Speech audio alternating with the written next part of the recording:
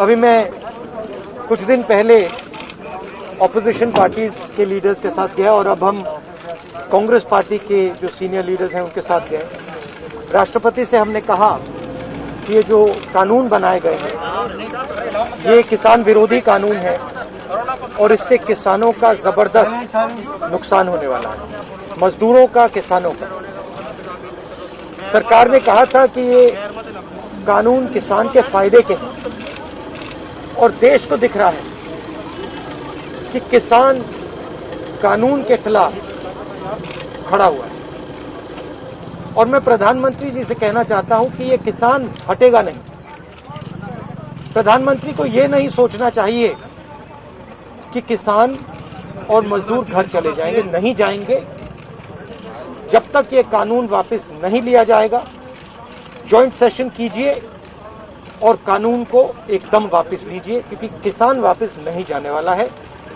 और हम सब, विपक्ष की सब पार्टियां किसानों के साथ, मजदूरों के साथ खड़े हैं और खड़े रहेंगे। जिस प्रकार से ये कानून पास किया गया वो भी बिल्कुल गलत था। बिना डिबेट किए, बिना किसानों से चर्चा किए, बिना मजदूरों से पूछे ये कानून ऊपर से थोप दिए गए और इन कानूनों को हटाना ही पड़ेगा, विद्रॉ करना ही पड़ेगा। हम 3 लोग राष्ट्रपति के पास गए हैं, बट हम करोड़ों सिग्नेचर्स लेके गए। हम किसान की आवाज राष्ट्रपति जी को तक ले गए।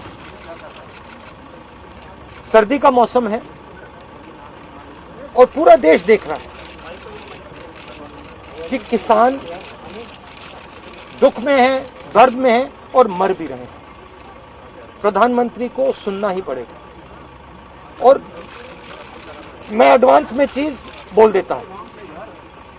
मैंने कोरोना के बारे में बोला था कि नुकसान होने जा रहा है।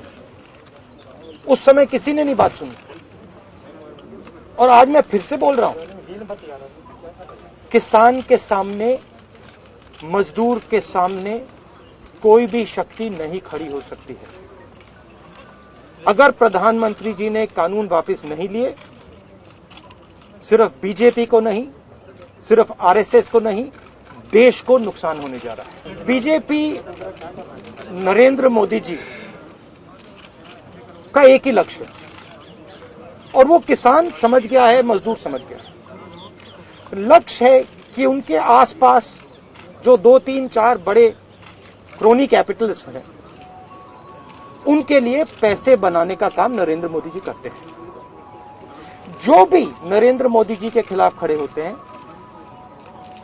वो उनके बारे में कुछ ना कुछ गलत बोलते रहते हैं।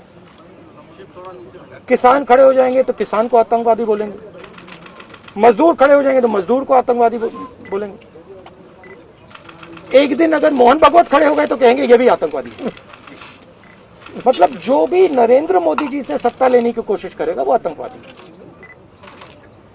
और नरेंद्र मोदी किसके लिए काम कर रहे हैं वो मैंने आपको बता दिया। उनके 2-3 आसपास के क्रोनी कैपिटलिस्ट हैं जिनको वो पूरा हिंदुस्तान पकड़ा रहे हैं। ये रियलिटी है। There are millions of people who live off our agriculture. You have destroyed the agricultural system. Will not function. Just like I said, take Corona seriously. Corona is going to kill people in massive numbers if you do not act. At that time they said, scaremongering. Now they're not saying scaremongering.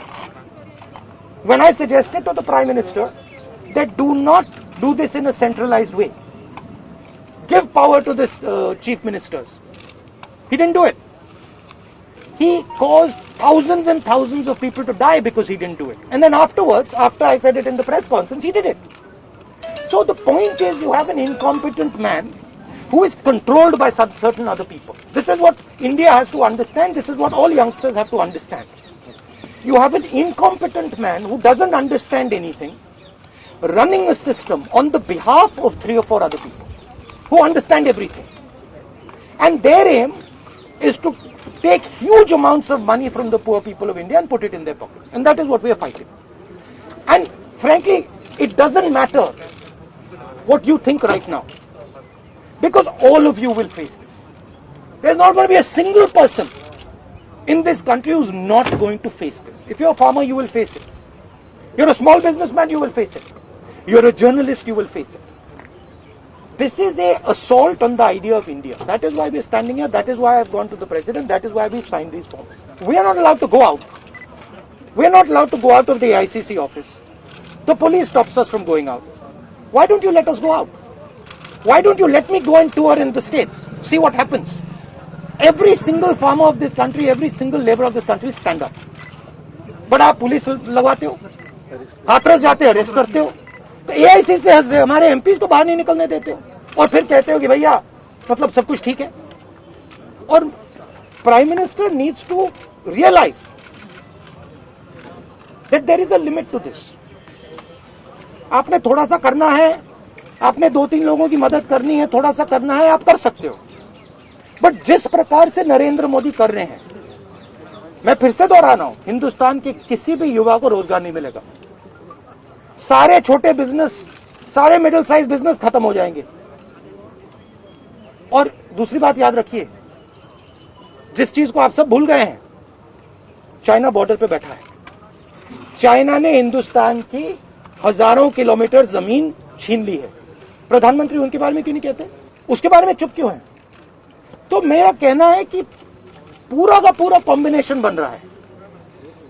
एक तरफ आप अपने system को तोड़ रहे हो, आप अपने लोगों को लड़ा रहे हो, आप अपने किसान को मार रहे हो, मजदूर को मार रहे हो, और दूसरी तरफ बाहर से फोर्सेस देख रही हैं, कह रहे हैं कि बहुत अच्छा है, नरेंद्र मोदी हिंदुस्तान को कमजोर कर रहा है और हमारे लिए अच्छी अपॉर्चुनिटी बनने जा रही है. मैं देश को बता रहा हूं, मैं वार्निंग दे रहा हूं कि आप देखिए क्या हो रहा है. और मैं आपको भी कह रहा हूं, प्रेस वालों को भी कह रहा हूं, मैं समझता हूं कि आपको सैलरी मिलती है और आपके लिए बहुत मुश्किल है. मैं समझता हूं बात, इसलिए आप नहीं कह पाते हो जो आपको कहना है. मगर आपके देश को, हमारे देश को बहुत जबरदस्त नुकसान होने वाला है. बहुत डेंजरस रास्ते पर यह देश चल रहा है. कांग्रेस के तमाम एमपीज को इंक्लूडिंग प्रियंका जी को भी जो है डिटेन करे, उसका आपको क्या? वो तो तरीका है, इनका तरीका है डिटेन करना, मारना, पीटना, ये इनका तरीका है. बट हम नहीं करना आपको लगता है सही है? ये आप किस देश की बात कर रहे हो? ये कौन सी देश की बात कर रहे हो? डेमोक्रेसी? या मतलब कौन से देश की बात कर रहे हो? इंडिया की बात कर रहे हो? इंडिया में कोई डेमोक्रेसी नहीं है. डेमोक्रेसी इंडिया में ये मतलब आपके इमेजिनेशन में हो सकती है, मगर रियलिटी में है नहीं. आप एग्रीकल्चर फार्मर थी, अब आप जर्नलिस्ट हैं, है ना? तो आप जानते हो कि आपके फादर ने इन्वेस्टमेंट किया या नहीं? नहीं, मैं तो जानती हूँ, लेकिन अरे मैं आपसे पूछ रहा हूँ, आप देश की महिला हैं, आपके पिता ने इन्वेस्टमेंट किया ना? मेरी मदर फार्मर है, उन्होंने इन्वेस्टमेंट किया ना? किसके लिए इन्वेस्टमेंट किया? क्या इन 2-3 लोगों के लिए इन्वेस्टमेंट किया? 24 घंटा इन्वेस्टमेंट करते हैं और उधर इन्वेस्टमेंट कहीं और जाता है, रिटर्न कहीं और जाता है. Thank you.